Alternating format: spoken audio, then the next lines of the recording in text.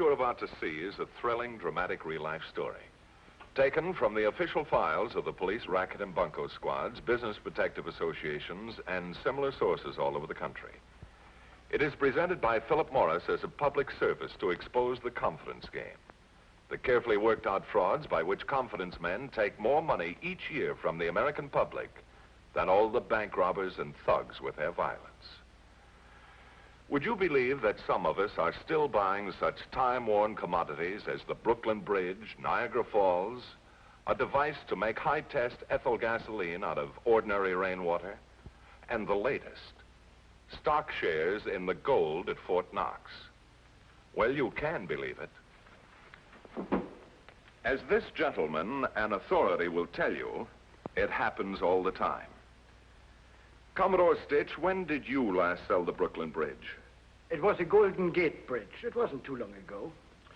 And where did you spend the following summers, Commodore? I believe it was at a bay resort called San Quentin, but the rates were too high. And in all your deals, Commodore, how much money did you take in? Oh, I never kept track. The newspapers say it was in excess of $5 million. $5 million? But you know, some of the switches put over on adults wouldn't have fooled a 7-year-old child. Personally, I never tried to cheat an honest man. You mean the person who attempts to get something for nothing, a lot for a little, is more vulnerable? I think that explains it very well. And your one more dream man was such a person? A perfect example. Oh, my prize pigeon. Do you know of anyone who would believe the story? The story just mentioned by our visitor would make an ingenious premise for a musical farce. But as a scene out of everyday life, you may find it extremely difficult to believe. But it did happen. To our friend the Commodore and to a money-hoarding millionaire whom we shall call Mr. Titus Meely. It began at a time when Commodore Stitch was traveling the Oregon Short Line. Con lingo, this means during a period when the Commodore was financially frustrated. That's my magazine.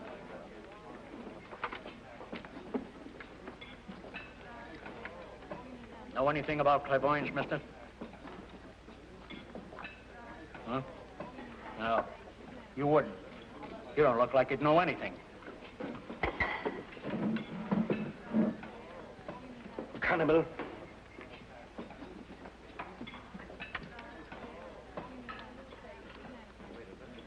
How's business? Very good. After observing some of the gluttony around here, I don't see how you can manage to stay in business serving all the food you can get for 50 cents. I've wondered about it myself. It's like feeding time at the zoo. All we need is a few growls. I take that character over there. How often does he eat here? He's always at the same table, 3 times a day. 3 times? Every day. I still don't see why you don't go bankrupt. If I was the owner of this restaurant, I'd pay him to stay away. The funny part of it is that he can afford 10 of these restaurants and still have a couple of $1 million left over. Titus Meely, eccentric multimillionaire. Today told the Times Herald reporter that he was merely following the advice of his psychic consultants who... I give up. As of this moment, Titus Meely was a gone goose. The Commodore quickly organized his team and was now ready to proceed with the carefully rehearsed steps necessary in the fleecing of a mark, or sucker.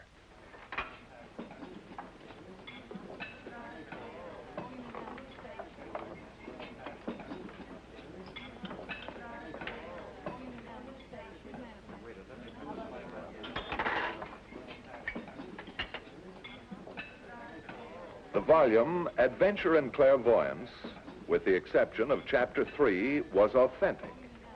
The distinguished-looking gentleman on the front piece was a fraud. Our old friend, Commodore Stitch. In a few seconds, you will witness one of the more important steps in the big con, in which Kay Wilson, known to her co-workers and to the police as Salvation Sal, will attempt to rope or steer Mr. Meely by telling him the tale, baiting him for the Commodore's trap. I beg your pardon. That book you're reading, it belongs to me. Can you prove it? Now, see here. No use getting indignant about it, young lady. I asked you a simple question. That book is mine. I left it here. Please let me have it. How do I know it's yours? Because you say so? Because it was autographed to me by the author, Heinrich von Rinke. What's your name? Catherine Wallace.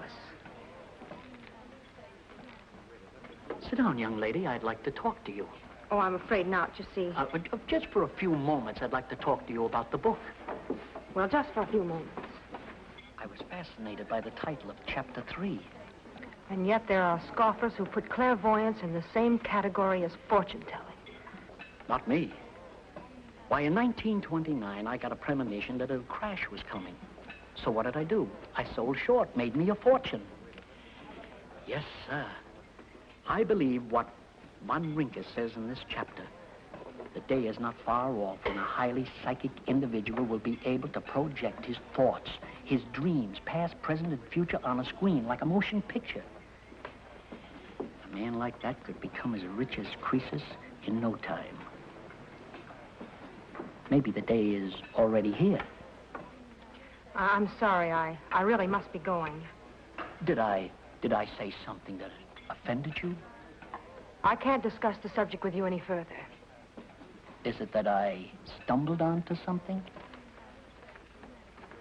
You can trust me, Miss Wallace. When can I meet Von Rinke? Herr Von Rinke is in Europe. When he returns, he'll be too occupied to talk to anyone. How long will he be in Europe? Just long enough to raise funds for his new work. His new work, eh?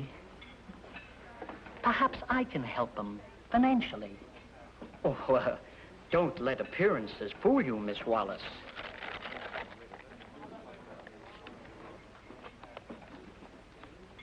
The meekness of the mighty. And here I was feeling sorry for you.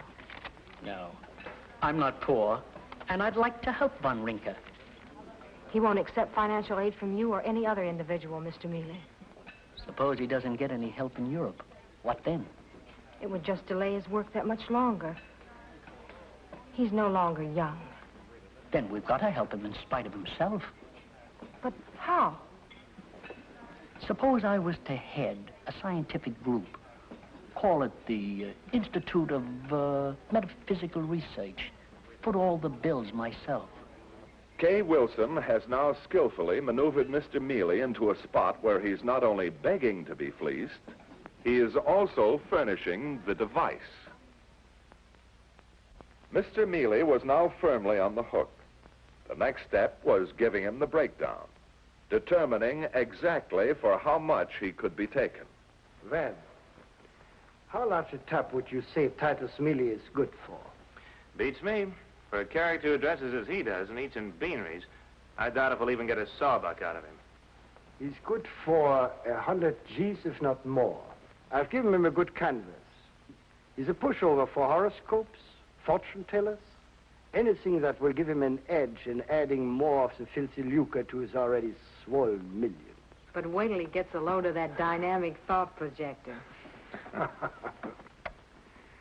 I lay 6-2 and even right now. The first thing he will ask for is a tip on the stock market and the winner of the Kentucky Derby. That's Meely. Benny, you better phone your friend at Associated Press right now.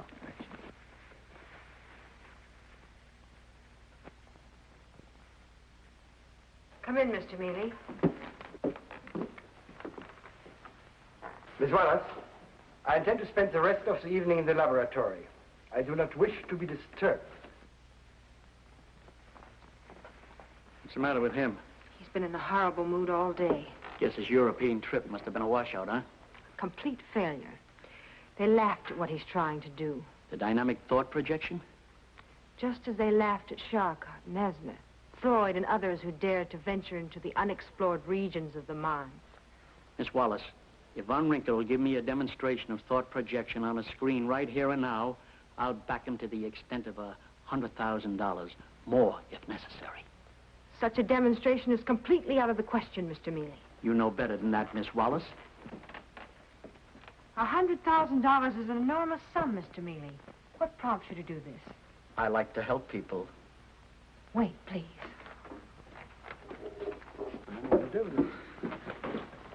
I told you distinctly I do not wish to be disturbed. I will not have you shouting at me this way. You make me shout. I never shout. Has he raised the ante? Herr Von Rinker, just this once, please. All right. For you, I do it. A demonstration of clairvoyance. Nothing else.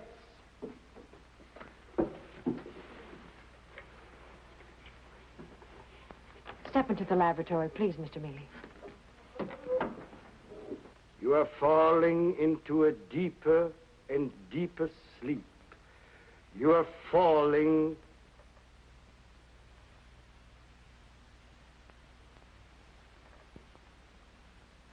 You will pay no attention to outside disturbances. You hear only my voice. Soothing. Soothing. You're falling into a deeper and deeper sleep. You're falling into a deeper and deeper sleep. You're falling into a deeper and deeper sleep. You're falling into a deeper and deeper sleep. The subject has reached the 5th degree of hypnosis. This is known as somnambulism. He's now able to see and perceive independently of the physical sense of sight, to see beyond the veil of eternity into the past, present, and future. Due to this repeated experiments, the subject is approaching a state of clairvoyant exhaustion. To continue without purpose would destroy 10 years of painstaking efforts and research. However, I will permit him to answer 2 questions, which you will write on this index card.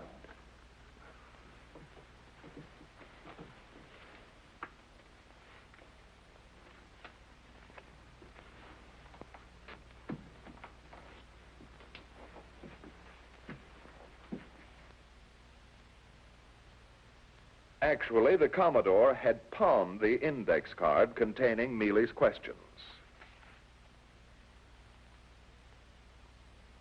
and was now passing it to a Confederate on the other side of the wall.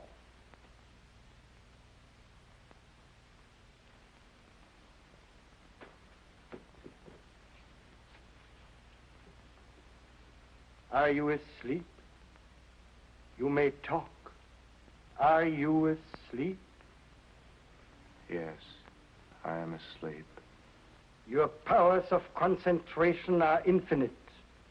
For you, there's no distance, no space, no time, no resistance.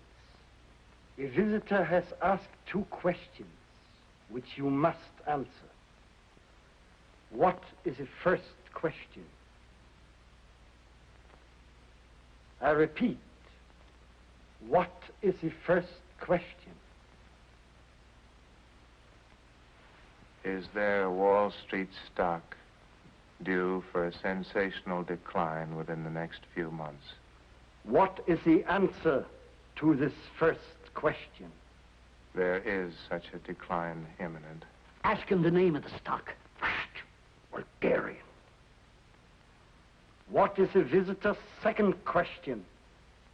He wishes to know the winner of the Kentucky Derby. What is the answer to this second question? It is very difficult for me to see that far into the future. I begin to see a name. Now it fades. I no longer see it. It brought to mind a city in the Midwest, also of that name. Omaha. I'll put down a little bet for you, too, Professor. Silence! Was the name of the horse Omaha? I cannot say for certain. It faded too soon. Due to the lack of finance, it may take some time before the apparatus is perfected, so that the distant future will be as of the present. The subject is already oriented. It is now the mechanical phase which must coordinate. However, the past is no enigma, nor the immediate future.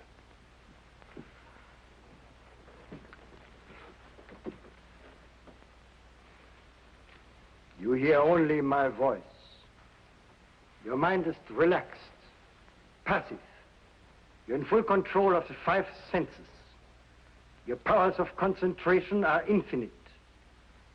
Can you predict something of importance which we do not yet know? It's all very dim. Wall Street. Heavy trading in the exchange. Near panic in the stock market.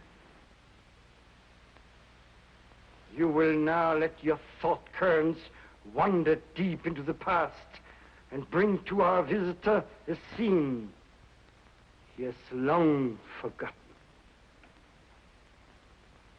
I see an old 2-story frame house surrounded by shrubs and cottonwood trees. Over the front door of the house, I see a horseshoe. On one of the cottonwood trees, I can clearly see 2 carved-out initials. The initials are T.M.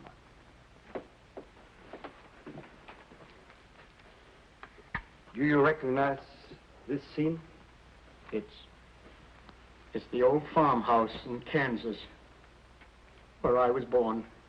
I know just how you feel, Mr. Meely. No, you don't. They discovered oil on the property right after I sold it. Was Meely convinced he was looking at the house in which he was born? It was the house he was born in. I took it from a photo right out of Meely's family album. He was convinced, all right. And is that when he parted with his first 100,000? Oh, no. It wasn't that easy. You see, Meely wanted immediate tips on the stock market, fights, horse races. So I managed to fix a few small ones, but I knew it couldn't go on indefinitely. I wanted something else fast to put him on the big scent, and I got it. Well, what was it?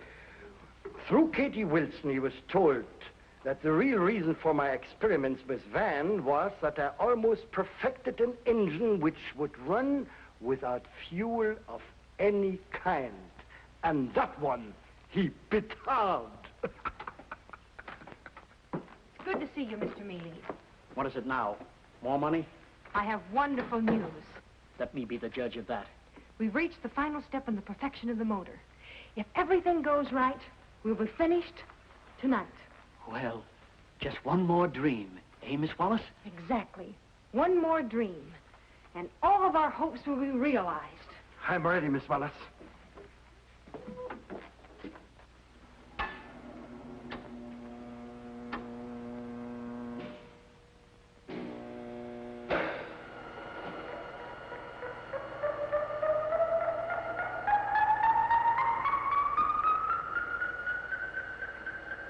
I need not remind you that we are on the threshold of a great discovery.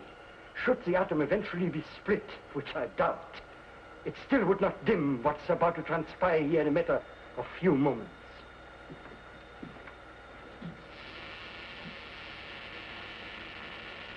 I must warn you also that the subject is close to the exhaustion point.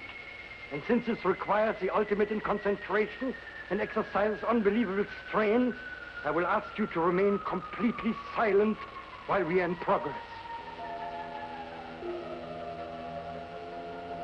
Your phenomenal powers of concentration are infinite. For you, there is no distance, no space, no time, no resistance.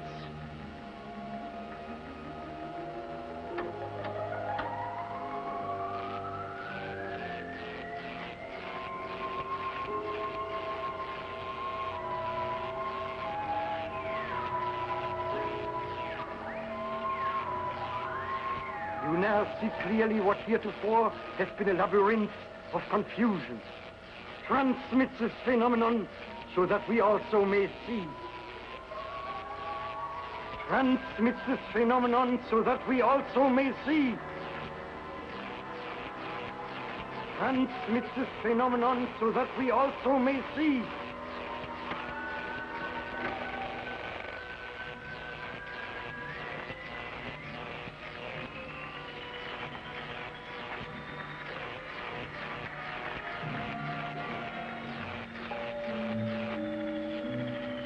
I hesitate to do this, but under the circumstances, I must step up the voltage.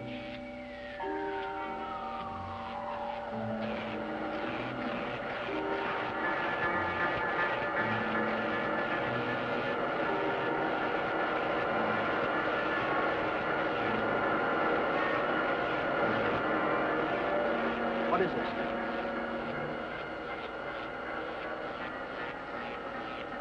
I was afraid this would happen. Oh, it's work of a life.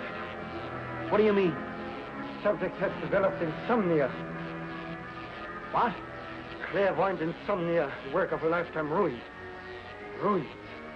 Well, do something. Nothing we can do. Step up the voltage. And cause a cranial hemorrhage that would constitute murder. Then I'll do it No, myself. Mr. Meely, you can't. Don't tell me what I can't do, young woman. I got a fortune invested here, and it's got to pay off.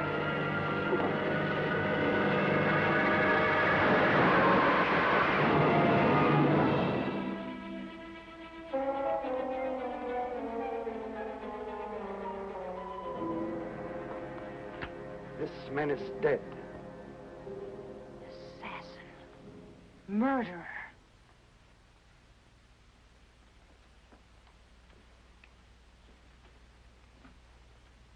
Convinced that he could be held for manslaughter, and with Cabe pleading with the Commodore to call it accidental, Meely was more than happy to contribute an additional $50,000 to the subject's widow. Yeah, the old boy will really flip his lid when he learns he's been rooked. You'll get it back soon enough. Yeah? How? As long as they are helpless widows and gullible spinsters. He'll do all right. And when did Meely first tumble to the hoax? Or about a year later, when he ran into the real Van Rinker in Vienna. You know, it's amazing that he should be taken in by such an obvious swindle. Meely had a blind spot. Most of us do. He told me what it was. The rest was easy. Mm-hmm. And what are you doing now, Commodore, to occupy your time? I am a babysitter. Well, you can't do any business there. No, you can't fool babies. No, you can't fool babies. And judging from the reports that are brought to me every day, people are just begging to be fooled, providing they can be made to feel they're getting something for nothing, a lot for a little. And unless you are forever on your guard, the same thing that happened to Titus Meely can happen to you. Places in tonight's story have been changed for obvious reasons, and any resemblance to other people and places is purely coincidental. Our story is presented to expose the confidence game and is never intended to reflect in any way upon honest, legitimate businessmen.